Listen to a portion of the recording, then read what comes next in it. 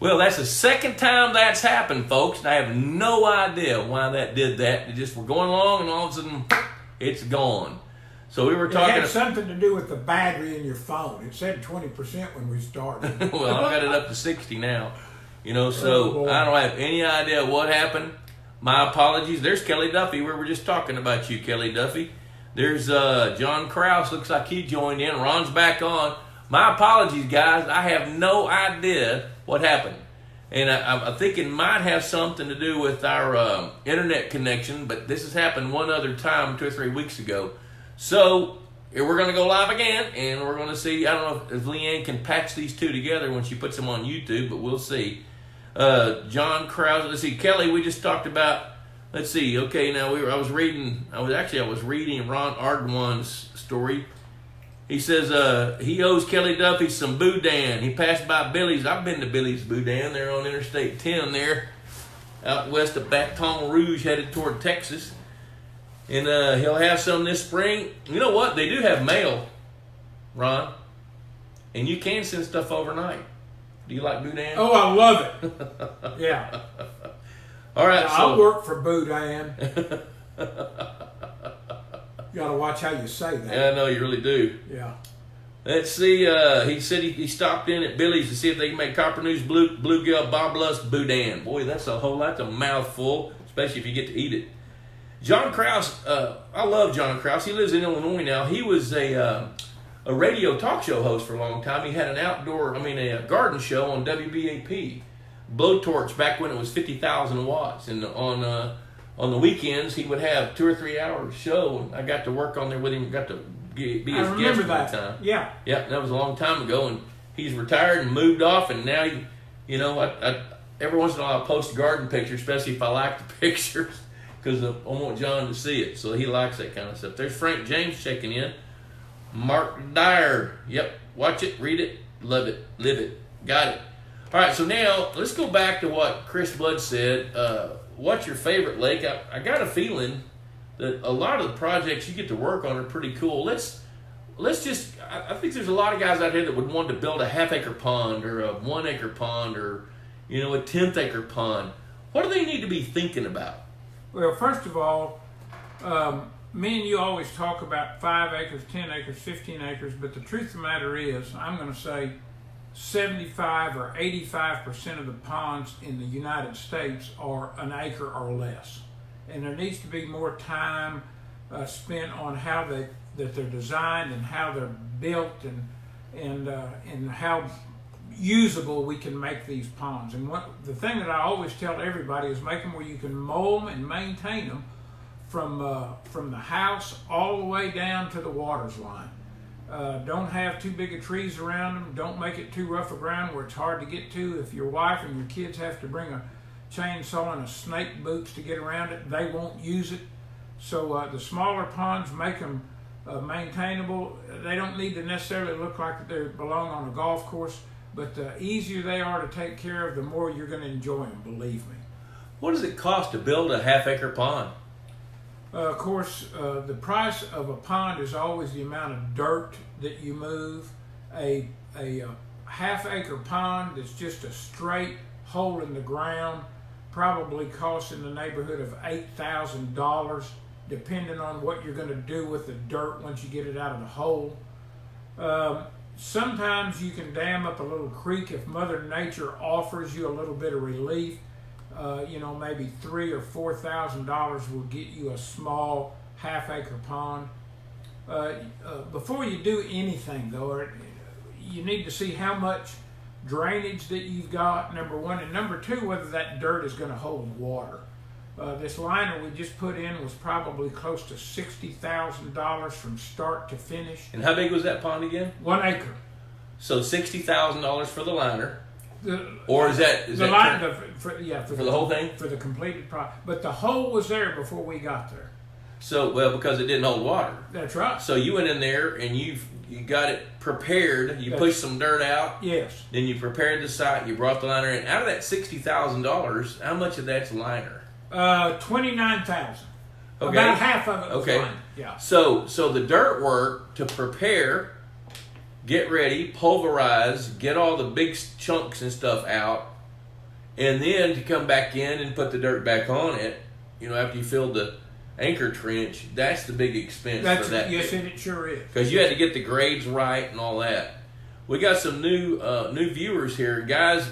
I don't know what happened, but we got cut off, and I don't know why. I'm going to figure that out. I'm thinking it might be our internet connection. I don't know, but there's Eric Avery, Chuck Brinkman. You guys remember the deal. There's Justin Schenck checking in from California. He lives out on the left coast. Chuck Brinkman's from the middle of Missouri. Justin's says hi from California. Let's see. There's Matt Rail. Otto's good-looking mug is what did it.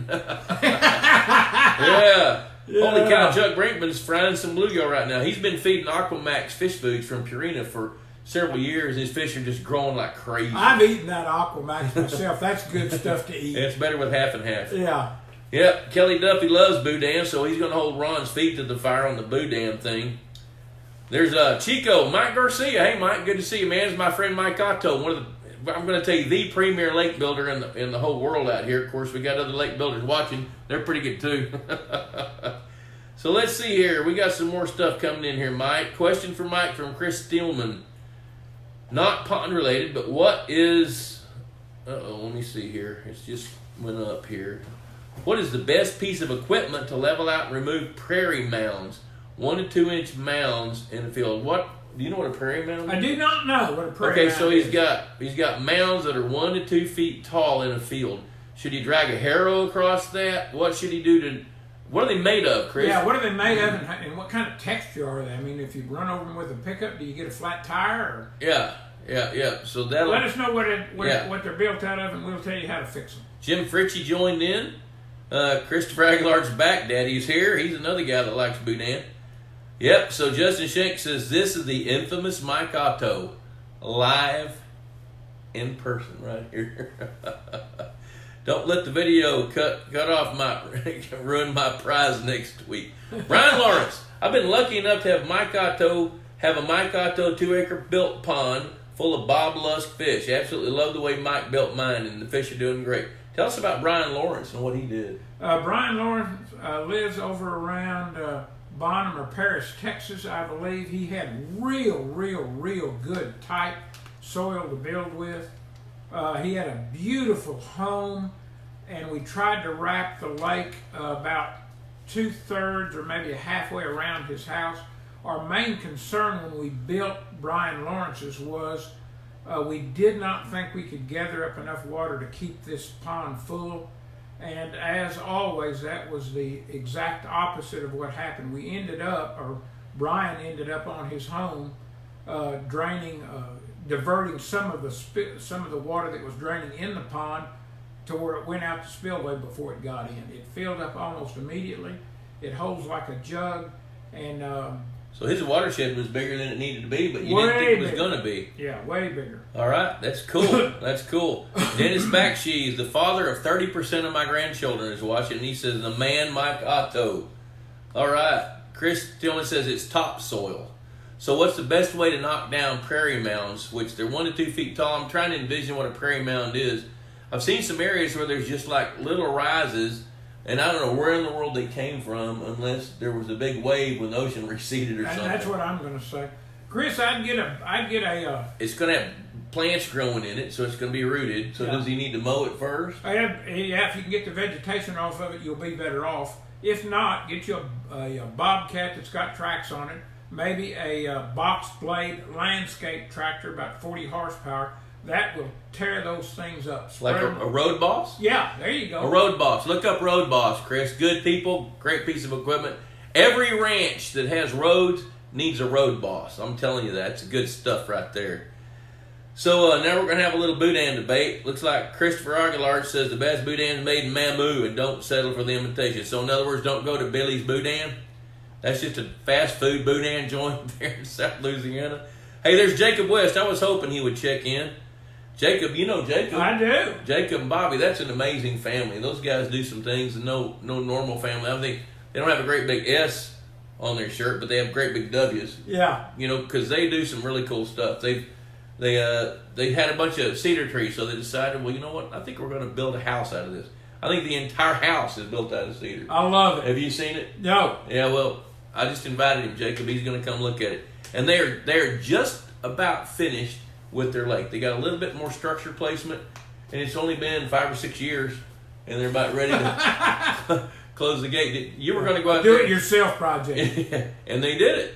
You know, now they were going to have you come look at the spillway. Have you been out there yet looking at the spillway? Not that I can remember. Yeah, it's one of the coolest spillways I've ever seen. They built like a neck that I thought was the spillway, but what it is they built what looks like it's a spillway, but they built a terrace that's about 2 feet tall. So the water runs down this neck, and then they've got this probably 200-foot long terrace that I told them to make wider with a shorter grade so it doesn't erode. And when the water fills up that neck, then it flows over the side of that terrace. I love it. And then it goes down and makes its way back into the creek. It's pretty dadgum cool. And you need to go look at that. I do need to go. All right. Yeah, can't wait to go see it. All right. So now let's go another direction. We were talking a little bit about a while ago before we got cut off about what it takes to build a small pond, and you said a half-acre pond could probably be built for $6,000 to $8,000. I think was the number you picked. Yeah, and $8,000 to $10,000. Okay, and so then if you got one that doesn't hold water that's an acre, $60,000. So that's pretty much site specific. I mean, that's a pretty big range. A 1 acre pond at $8,000 would be $16,000 to $20,000 to build a normal 1 acre pond. That's right. In a good site with good dirt. Yeah. With good soils, with good watershed. Yes. Okay, and so that gives you a pretty good guideline. Now, there's some areas where it looks like you could build a 3 acre pond, maybe for the same price as a 1 acre pond, because you don't have to make such a big dam and back water up even further. So really, the bottom line is the cost. You really don't know because it's going to depend on that site. If you've got good dirt, the right watershed, and it's the perfect place, then it's going to be a reasonable cost. I remember one you built down near Salina probably 20 years ago. It ended up being a 5 acre lake, cost $8,000 because they had a perfect dam site.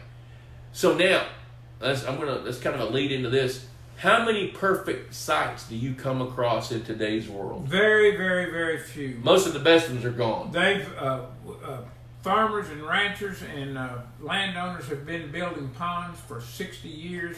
And they have not made a mistake on where they're going to put them. They know where Mother Nature wants them, and they have, and those places have already been taken. Now, that does not mean we cannot enlarge one. That doesn't mean we can't make one bigger, clean it out, or do something with it. But truly, most of the good sites, or a lot of the good sites, already have ponds on them.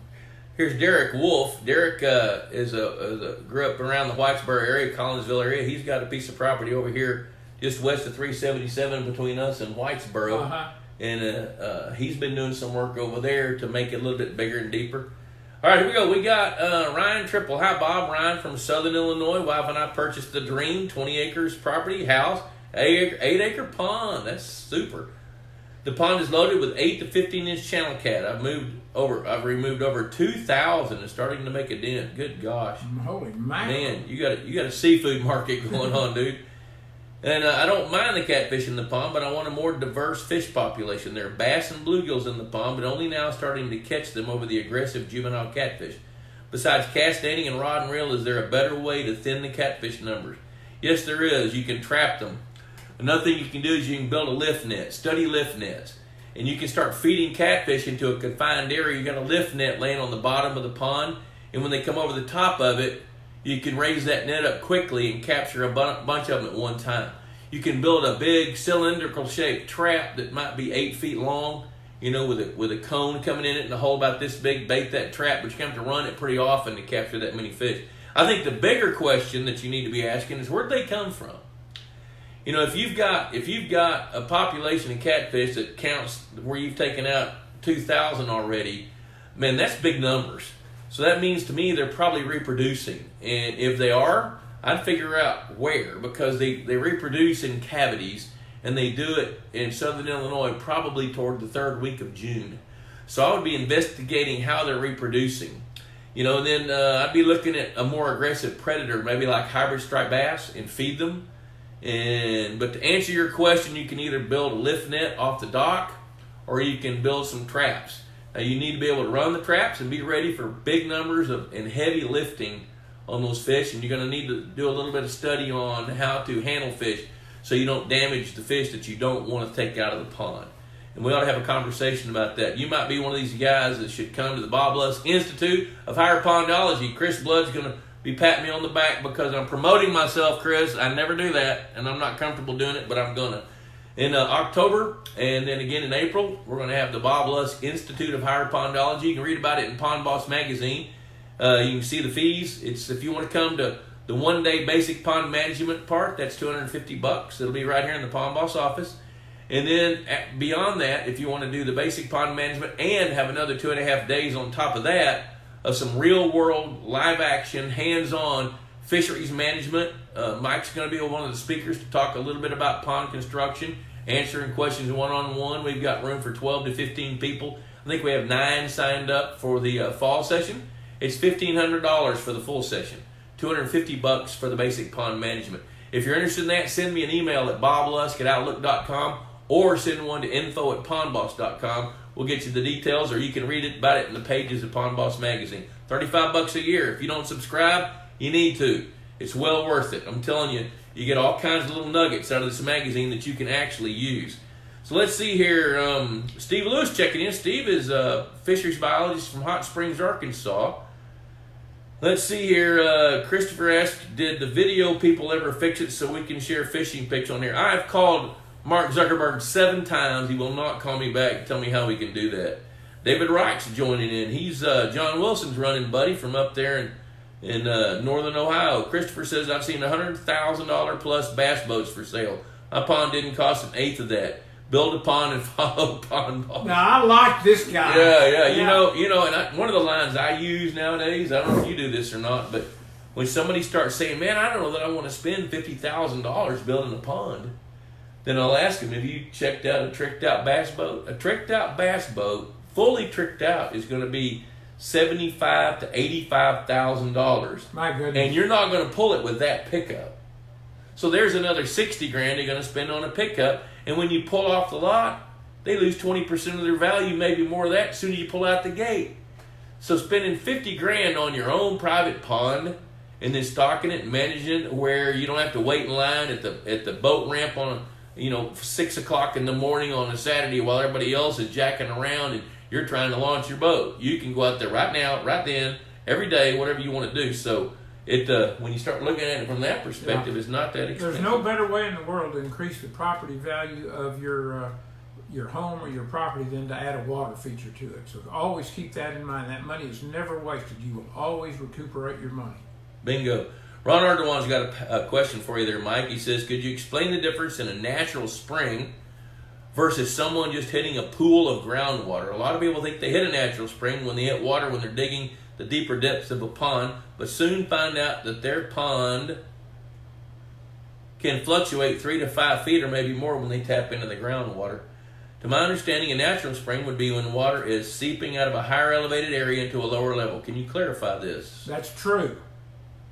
Yeah, that's exactly what that is. If you've got a spring fed pond, it will not come out of the ground in the bottom of your pond. That is groundwater. The springs, first of all water runs downhill. There's no way in the world that you're going to have water that's coming up from someplace else. So for that to be a spring, the definition of that would be to be water that's trapped in the ground. This is not something magical. It's trapped in the ground in the rock formations or the gravel or the sand or maybe just real thick clays or something like that. And over a period of time, it is forced out. Water always goes to the place of least resistance. And so that whenever you've got a spring, that's what it does. It starts to move. It'll surface where it's easier for it to get out of the ground, and then it will run downhill to your pond. Groundwater, on the other side of the story, is this. Your ground is just saturated with water, and it will fluctuate up and down just like the just like the dryness of your soil. Sometimes the soil is dry, sometimes the soil is wet. Right after rain, of course, it's a little bit wetter than normal, but your groundwater is going to fluctuate, and that is one of the ways you know whether you've got a spring or it's groundwater, because groundwater, your pond will fluctuate 3, 4, 5, 6 feet. With a spring, instead of fluctuating, it ought to try to keep it a little bit more, a little bit fuller. I'm going to add a little bit to that. There are some artesian springs around the country, and they're typically where water manifests itself and flows out of the ground. But that's typically because that aquifer is sitting above ground level 30 miles away. And water's moving through, calcium caves, things like that.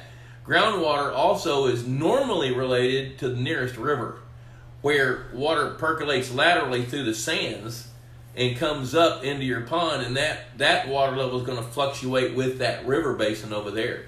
Another thing where people think they have a spring is when you have fairly porous soils above you vertically in the watershed, and when the rain hits those soils, it percolates down, then it turns laterally and starts moving downhill along on top of a row of a strip of clay or something. I call those seep springs. And so looks like Ron and Christopher are talking about Boudin again. They're going to go to Mamu to T-Boy's Boudin. So I think they got the Boudin thing figured out while we're talking about springs. Yeah. All right, so let's kind of go back. Somewhere I read, and I believe this, that according to the NRCS, there's somewhere between 4.5 and 6.5 million private ponds and lakes in the United States. And you're saying 75 to 80% of those are probably smaller than an acre. And that's what and I say that because that's what I see most of the time when I drive around.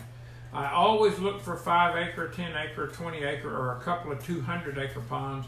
But truly, most of the time, these ponds are in the size of a 1 acre. I don't fly a lot, but when I do, I always look down at the ground at the ponds. That's what I'm looking for. You can see sparkles all over the place. All over the place, yeah. When the sun's right, they just sparkle like little gems, little diamonds all over the place. And I would think that 5 million ponds in the United States